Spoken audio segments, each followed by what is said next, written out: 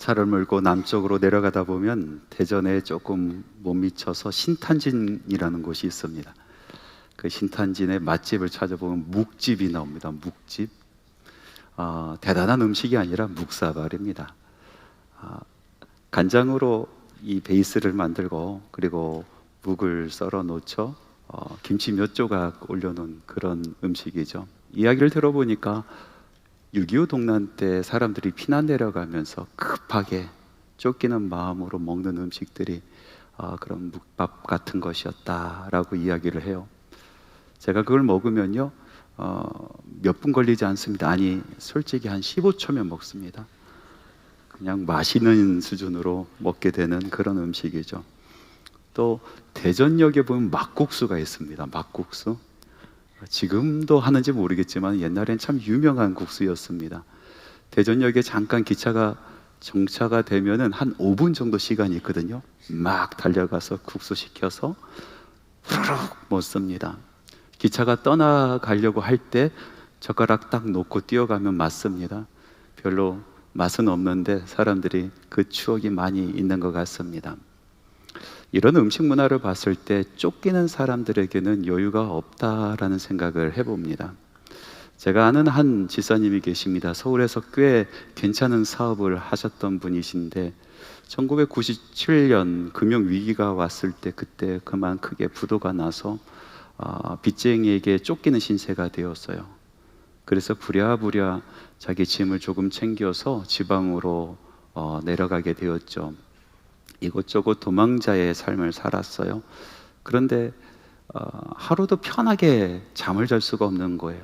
음식을 먹어도 소화도 안 됩니다. 그런 세월이 몇 달이 가니까 이런 생각이 들더랍니다. 야, 이러다 내가 죽겠구나. 이러다 내가 죽겠구나. 그래서 결단하고 서울로 다시 올라와서 채권자들을 다 만납니다.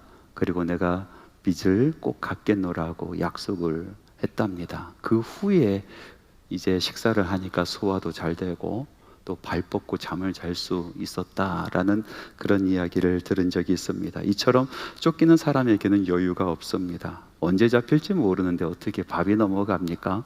또 발 뻗고 잠을 잘 수 있겠습니까? 일반적으로 쫓기는 사람들에겐 여유가 없고 쫓는 사람들에겐 여유가 있겠죠. 그런데 오늘 성경의 말씀에 보니까 이 이야기 속에는 완전히 우리의 상식을 뒤엎는 이야기가 나오고 있습니다. 다윗은 사울 왕에게 쫓기는 그런 신세였는데 참 여유로워 보입니다. 오히려 쫓고 있는 사울이 조급해 보입니다. 이야기를 이렇게 상상해 봅니다. 사울은 이제 국정도 뒤로 하고 다윗을 잡는데 혈안이 되어 있습니다. 왕의 자리에만 연연하다 보니까 자기가 무슨 일을 해야 되는지 삶의 우선순위를 잃어버린 꼴이 되었죠. 그래서 정말 잘 훈련된 정예부대 3,000명을 이끌고 다윗을 찾으러 다닙니다. 다윗에 대한 제보가 있으면은 다른 일 다 제쳐두고 다윗을 잡으러 갑니다. 어느 날인가 다윗이 엔게디 광야에 숨어 있다라는 제보를 받고 사울은 급히 엔게디 광야를 향해 출정을 합니다. 그리고 그곳에 있는 모든 것을 샅샅이 수색을 하죠. 갑자기 용변이 마려워서 급하게 한 동굴로 뛰어 들어가게 되었습니다. 그런데 아플싸 그 동굴 안에 사람들이 있었던 겁니다. 자기가 찾고 있는 다윗의 무리가 분명합니다. 그런데 다른 군사들도 대동하지 아니하고 혼자 무장 해제한 채 들어가니 어떻게 할 수가 없습니다. 급한 나머지 용변을 보고 있는데 뒤에서 스산한 기운이 느껴집니다. 사람들이 소근소근 하는 소리가 들려옵니다. 그러다가 한 검은 그림자가 다가오는 것을 느꼈습니다. 팽팽한 긴장감이 흐릅니다.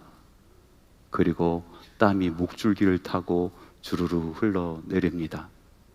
그 그림자가 다가오더니 싹 옷을 자르는 소리가 납니다. 그리고 뒤로 물러납니다.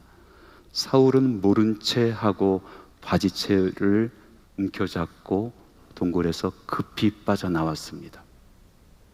같은 이야기인데 다윗의 입장에서 한번 이 이야기를 상상해 봅시다. 다윗은 쫓기는 신세입니다. 어디를 가든지 백성들이 밀고를 합니다. 그래서 사람 만나는 것이 너무나 두렵습니다. 믿을 사람이 하나도 없습니다. 그래서 숨어 들어간 곳이 동굴이었습니다. 동굴로 들어가면서 혼자 생각합니다. 야, 내 꼴이 독에 든 쥐꼴 되었구나. 그런데 한 그림자가 동굴 안으로 들어오는 것을 보았습니다. 야, 이제 모든 것이 끝났다. 우리는 발각되었다. 근데 이게 웬일입니까? 사울이 들어오는데 다른 군사들은 들어오지 않습니다. 사울은 완전히 무장 해제한 채로 들어와서 용변을 보고 있는 것입니다. 정말 좋은 기회입니다. 동료들이 이야기하는 것처럼 모든 것을 끝내버릴 수 있는 기회입니다. 조용히 다가가서 목에 칼을 싹 그으면 모든 것이 끝나버립니다. 이 지긋지긋한 도망자의 신세도 끝날 수 있는 그런 기회입니다. 다윗은 살금살금 사울에게 다가갑니다. 사울이 인기척을 느꼈는지 움찔합니다. 팽팽한 긴장감이 그곳에 흐릅니다. 다윗은 다시 다가가서 싹 사울의 옷자락을 자릅니다. 그리고 뒤로 물러가며 자기를 기다리고 있는 동료들에게 다가갑니다. 동료들은 의아해하는 표정으로 다윗을 바라보는데 다윗은 활짝 웃으면서 자기가 자른 옷자락을 흔들어 보입니다. 이 말씀을 가만히 보니까 누가 쫓는 사람이고 누가 쫓기는 사람인지 알지 못하겠습니다. 쫓는 자 사울은 생명의 위협을 느끼면서 조급하게 그 동굴을 빠져나가고, 쫓기는 자 다윗은 자신의 적을 놓아주는 여유를 부리고 있습니다. 도대체 이 여유가 어디서 나온 걸까요? 이 다윗의 여유, 쫓기는 자의 여유, 어디서 나오는 걸까요? 다윗이 원래 성격이 여유로웠을까요? 아니면은 어떤 치밀한 계산이 있었을까요? 일본 전국시대에 유명한 일화가 있습니다. 당대 전국을 통치할 수 있는 그럴 만한 인물이 뚜렷하게 보이지 않을 때인데, 그때 한 현명한 사람 현자가 몇 사람의 영웅들을 만납니다. 누가 이 전국을 통일할 것인가 하면서 그 사람을 만나서 새를 가져갑니다. 울지 않는 새입니다. 그리고 물어봅니다. 이 새가 울지 않는데 당신은 어떻게 하겠습니까? 오다 노부나가가 이렇게 대답합니다. 울지 않는 새는 죽여버린다 라고 대답을 합니다. 도요토미 히데요시가 이렇게 대답을 합니다. 어떻게 해서든지 나는 새를 울게 만들 것이다. 마지막으로 도쿠가와 이에야스는 이렇게 대답합니다. 새가 울 때까지 기다린다. 결국 울 때까지 기다렸었던 도쿠가와 이에야스가 전국을 통일하고 지배를 하죠. 어떤 사람은 다윗의 이 사건, 사울을 놓아주었었던 이 사건을 도쿠가와 이에야스처럼 고도의 정치술이다라고 평가하는 사람들이 있습니다. 맞는 이야기입니다. 여러분, 기회가 왔다고 해서 지금 다윗이 사울을 죽이게 된다라면 아무리 기름 부음 받은 사람일지라도 자기 왕을 암살하고 왕권을 차지한 사람이 돼버리는 것이죠. 다시 말해서 왕권의 전통성을 잃어버리게 된다는 것이죠. 그래서 다윗은 기다렸고 또 그 자리에서 사울을 제거하지 않았다라고 정치적으로 해석하는 사람들이 있습니다. 그런데 다윗은요, 도쿠가와 이에야스와 다른 사람입니다. 그의 여유는 단순히 정치술에서 나온 것이 아닙니다. 그의 여유에 근원이 있는데 그 근원은 다윗이 하나님을 향하여 믿는 그 믿음에 있었습니다. 오늘 읽은 말씀에 보니까 다윗이 이렇게 스스로 이야기를 하고 있습니다. 24장 12절 말씀입니다. 여호와께서는 나와 왕 사이를 판단하사 여호와께서 나를 위하여 왕에게 보복하시려니와 내 손으로는 왕을 해하지 않겠나이다. 하나님께서 우리를 판단해 주시옵소서. 내가 내 손으로 하지 않겠습니다. 하나님께서 해 주시옵소서라고 이야기를 하고 24장 15절의 말씀에 이어서 이런 말을 합니다. 함께 읽겠습니다. 그런즉 여호와께서 재판장이 되어 나와 왕 사이에 심판하사. 여러분, 쫓기는 자의 여유는 바로 여기에 있습니다. 다윗은 하나님을 재판장으로 여깁니다. 재판장으로 믿고 있습니다. 그는 이렇게 믿습니다. 나는 나를 증명하지 아니할지라도 하나님께서 나를 증명해 주실 것이다. 나는 내 손으로 심판하지 아니할지라도 하나님께서 심판하시고 판단하실 것이다. 나는 지금 사울을 제거하지 않아도 하나님께서 내 인생을 책임져 주실 것이다. 그렇게 믿고 있는 겁니다. 그래서 자기 손에 칼이 있었음에도 불구하고 그 칼을 휘둘리지 않습니다. 기회가 찾아왔다고 덥석 물지 않습니다. 조급해하지 않습니다. 기다립니다. 여러분, 사람이 왜 조급해합니까? 자기가 하려고 할 때 조급하지 않습니까? 내가 당장 지금 이 문제를 해결하려고 하니까 조급해지지 않습니까? 내가 지켜야 된다고 생각하고 내 억울한 것을 내가 풀어야 된다고 생각을 하고, 그리고 나의 원수를 내가 갚아야 된다고 생각하고 내 자리를 내가 지켜야 된다고 생각하니 사람은 조급해지는 것입니다. 그러나 다윗은 자기 인생의 재판장의 자리를 자기가 앉지 않습니다. 하나님께서 앉아주옵소서. 내 인생의 재판장이 되어 주시옵소서. 하나님께서 내 인생을 판단하여 주시옵소서. 하나님께서 나의 문제를 해결하여 주옵소서. 하나님을 재판장으로 앉히시는 겁니다. 그러니 기다릴 수 있습니다. 참을 수 있습니다. 원수를 죽이지 않을 수 있었습니다. 쫓기는 신세였지만 여유롭게 살아가는 인생이 되었습니다. 또 오늘 말씀해 보니까 사울은 점점 더 조급해지고 다윗은 이렇게 여유로워지는 그 이유를 찾아보니까 사람과 자신에 대한 자기 마음가짐에 있더라고요. 저는 오늘 사울과 다윗의 차이점을 이렇게 이야기하고 싶습니다. 사울은 갈수록 적을 만들어내고 다윗은 갈수록 적을 하나님께 맡긴다. 여러분, 사울은요, 시간이 갈수록 주변에 적이 많아집니다. 다윗은 시간이 갈수록 주변에 적이 없어집니다. 표면적으로 봤을 땐 정반대지 않습니까? 누가 봐도 사울 편이 훨씬 더 많이 있습니다. 다윗에게는 사방이 적이죠. 그런데 그 마음, 그 심령 깊은 곳을 들여다봤을 때 이야기는 달라지는 겁니다. 그 마음 속에 품고 있는 적들을 보았을 때 사울은 수도 없이 많은 적에 둘러싸여 있습니다.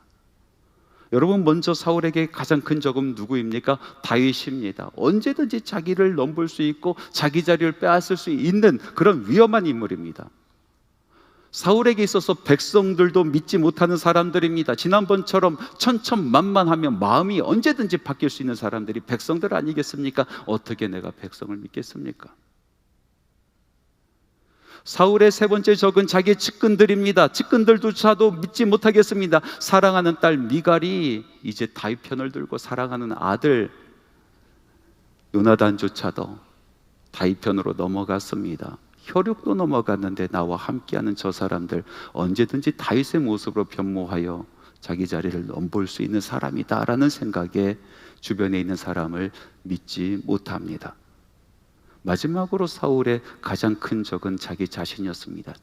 가장 믿지 못할 것이 바로 자기 자신이었습니다. 내가 믿음의 사람인지 믿음을 갖지 않은 사람인지 구분할 수가 없습니다. 분명히 하나님께서 살아계신 것은 내가 알겠지만 나의 인생은 하나님으로부터 점점 멀어지고 있습니다. 악의 구렁텅이에 빠져서 내가 이렇게 살아도 되는가 생각이 들지만은 그러나 내 인생이 통제가 되지 않습니다. 시도 때도 없이 정신줄을 놓아버리는 자기 자신을 보면서 세상에서 가장 믿지 못할 사람이 바로 자신인 것을 깨달아갑니다. 그런데 다윗은 그렇지 않습니다. 마음속에 적이 없습니다. 자신을 밀고 하는 백성들이요, 그들은 알지 못해서 그럽니다. 오해해서 그럽니다. 백성들은 하나님께서 나에게 맡겨주신 백성이고 내가 끝까지 품고 가야 될 사람들이다 라고 생각을 합니다. 자기 주변에 모여 있었던 600명의 사람들 하나같이 객관적으로 봤을 때 정상적인 사람들이었습니다. 사회적으로 부적응자들이 모였습니다. 마음에 화가 가득한 사람들이 모였습니다. 전쟁 한 번 치르지 못했었던 그런 오합지졸이 모여있지만은 가만히 그들을 바라보니까 오죽하면 나에게 왔겠는가. 갈 곳도 없고 의지할 것도 없고 가진 것도 없는 나에게 오죽하면 저 사람들이 나를 찾아왔을까. 내 주변에 있는 사람은 내 인생이 어떻든 끝까지 함께할 사람들입니다. 사울 왕이요, 다윗에게 있어서는 적이 아닙니다. 끝까지 주군이었습니다. 나의 임금이었습니다. 하나님께서 기름 부으신 자였습니다. 그래서 그의 몸에 손을 대지 않습니다. 언제든지 최고의 경의를 표하며 자기의 순수함, 자기의 결백함을 보여주려고 하지 않습니까? 자기 자신이요, 다윗은 자신을 불신하지 않습니다. 자신의 처지를 비관하지도 않았습니다. 왜요? 자기는 하나님께서 기름 부으신 사람이기 때문에, 하나님께서 나를 선택하셨고 나에게 기름을 부어주셨기 때문에 하나님께서 내 인생 책임진다라는 그런 확신이 있었습니다. 자기를 비관하지 않습니다. 여러분, 적이 많으면 불안한 거예요. 적이 많으면 조급하지 않습니까? 사방이 적인데 어떻게 그 인생이 행복하겠습니까? 화려한 아방궁에서 살고 있을지라도 먹는 음식마다 체하고 발 뻗고 잠을 잘 수가 없는 그런 인생 아닙니까? 더군다나 자기 자신이 제일 믿지 못하는 자기인데 그 인생은 언제든지 뒤집힐 수 있는 그런 인생 아니겠습니까? 반면에 적이 없으면 여유롭습니다. 적이 없으면은 여유를 가질 수가 있습니다. 내가 냄새나는 동굴에서 지금 머물고 있을지라도 그래도 발 뻗고 평안히 잘 수가 있습니다. 더구나 자기 자신에 대한 확신이 있고 하나님께서 나를 붙드신다라는 확신이 있었을 때 미래에 대한 두려움이 없는 것입니다. 하나님께서 함께 하시는 인생은 반석 위에 서 있는 인생이 되는 것입니다. 여러분, 왜 이 같은 상황 속에서 사울과 다윗의 그 마음이 달랐을까요? 똑같은 일을 지금 같이 겪고 있는데 왜 사울은 적이 많은 인생으로 그 마음을 쓰고 있고 다윗은 적이 없는 인생으로 그 마음을 쓰고 있냔 말이죠. 도대체 무슨 차이겠습니까? 그것은 하나님과의 관계의 문제입니다. 사울은 입으로 직접 얘기하지 않지만은 그러나 그의 모든 행적을 봤을 때 사실 그 마음속에 가장 큰 적은 하나님이었습니다. 그는 하나님을 대적하며 살아갑니다. 다윗과 싸우는 사람이 아니었습니다. 사실 하나님과 싸우는 사람이었습니다. 절대 이길 수 없는 그런 싸움을 하는 사람이었습니다. 사울에게 있어서 하나님, 그 마음속에 있는 하나님의 모습은 이랬다 저랬다 하는 받아들일 수 없는 그런 하나님이었습니다. 내게 기름을 부어주실 때는 언제고 또 다른 사람을 세워서 다른 사람에게 기름을 부어주시니 내가 어떻게 하나님을 믿을 수가 있겠는가? 내가 어떻게 하나님을 따를 수 있겠는가? 나보다 다윗을 더 아끼고 사랑하시는 하나님의 모습을 보니까 내가 어떻게 나의 인생을 하나님께 맡길 수가 있겠는가? 나는 결단코 하나님께 순종하지 아니하리라 각오하면서 사는 사람처럼 그 인생을 살아가지 않습니까?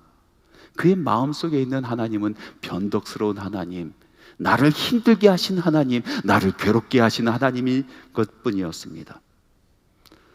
근데 정말로 그렇습니까? 말씀을 읽는 삼자의 입장에서 이 사울을 한번 바라봤을 때 정말 하나님께서는 변덕스러운 하나님이셨습니까? 사울을 괴롭히는 하나님이셨습니까? 그렇지 않습니다. 가만히 생각을 해보니까 사울 안에 마음속에 품고 있는 하나님의 모습은 사울 자신의 모습이었습니다. 사울이야말로 가장 변덕스러운 왕이었습니다. 이랬다 저랬다 하는 왕이었습니다. 사울이야말로 하나님과 관계를 끊는 왕이었습니다. 하나님께 불순종하는 왕이었습니다. 하나님 먼저 생각하지 아니하고 자기의 자리를 생각하는 사람이었습니다. 그의 마음속에 있는 하나님의 그릇된 이미지는 사실 자기 자신의 모습이었습니다. 그래서 멸망의 길로 달려갑니다. 다윗 왕은 어떻습니까? 여러분, 억울한 걸로 따지면은 다윗 따라갈 사람이 어디 있습니까? 나름대로 사람들이 알아주지 않았지만은 그 넓은 평야에서 목축을 하면서 평안하게 살았단 말이죠. 그런데 어느 날인가 선지자가 오라 하여 갔더니 머리에 기름을 붓습니다. 그 이후로 인생이 꼬이기 시작하는 거예요. 기름 부음 받은 이후로 택함 받은 이후로 인생이 꼬이기 시작합니다.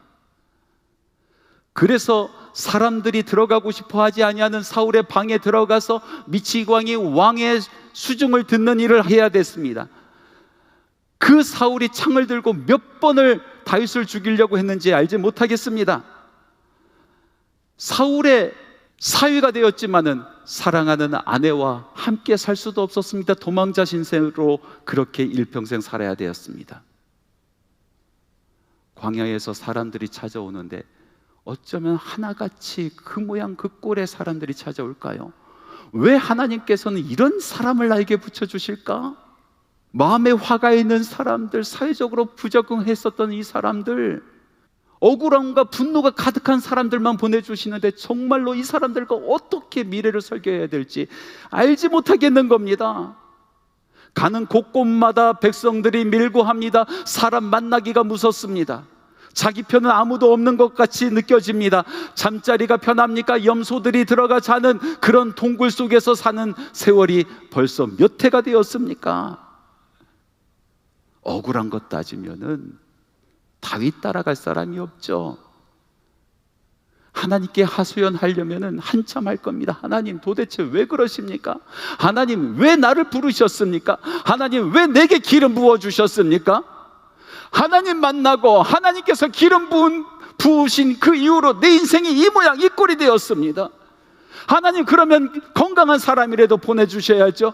함께 의지할 수 있는 사람이라도 보내주셔야죠. 왜 이런 사람을 우리에게 보내주십니까? 하나님 도대체 내게 왜 그러십니까?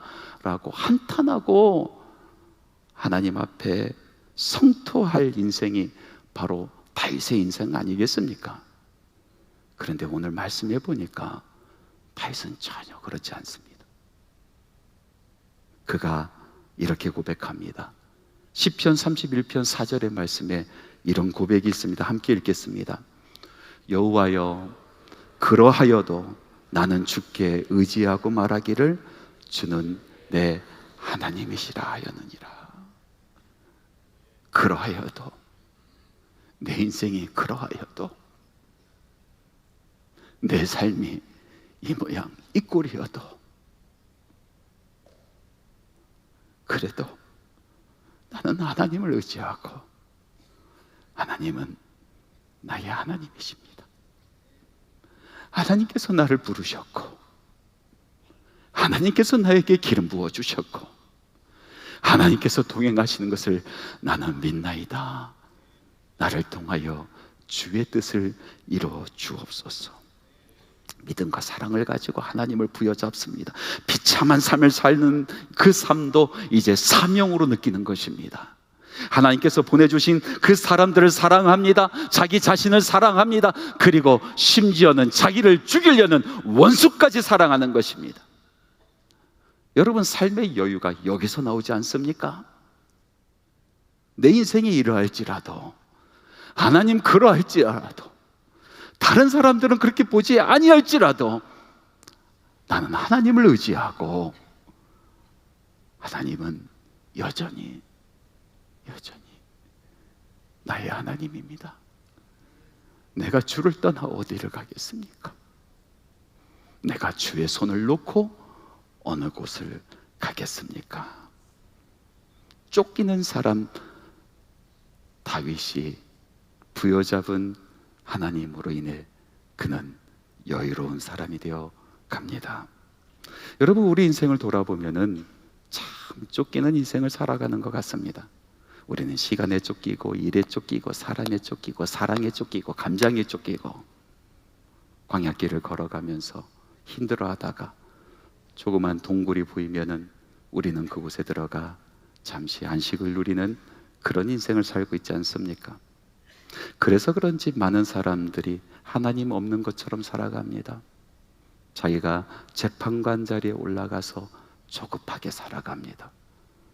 이것도 내가 해야 되고 저것도 내가 해야 되고 내가 판단해야 되고 심판해야 되고 정죄해야 되고 내가 지켜나가야 되고 내가 올라가야 되고 그 삶은 점점점 더 조급해집니다. 사람들과 싸우다가 자신과 싸우다가 결국은 하나님과 싸우는 인생들이 얼마나 많이 있습니까? 사랑하는 성도 여러분, 오늘 말씀 속에서 다윗을 보십시오. 주변에 어떤 상황이든 쫓기는 인생일지라도 하나님을 붙들고 살아갑니다. 하나님, 내 인생의 재판장 되어 주시옵소서. 나는 그러할지라도 하나님을 의지하나이다. 그러할지라도 하나님은 나의 하나님이 되시나이다. 하나님께서 나를 택하여 주셨고, 하나님께서 내게 기름 부어 주셨고, 하나님께서 내 인생을 책임져 주시는 줄 믿나이다. 그리하면 여러분 이 마음이 있을 때에 여러분의 삶에 여유를 찾을 수 있을 줄로 믿습니다. 그렇게 될 때에 천하가 여러분의 손안에 들어갈 줄로 믿습니다. 그리할 때에 하나님의 마음에 꼭 맞는 사람이 되는 줄로 믿습니다.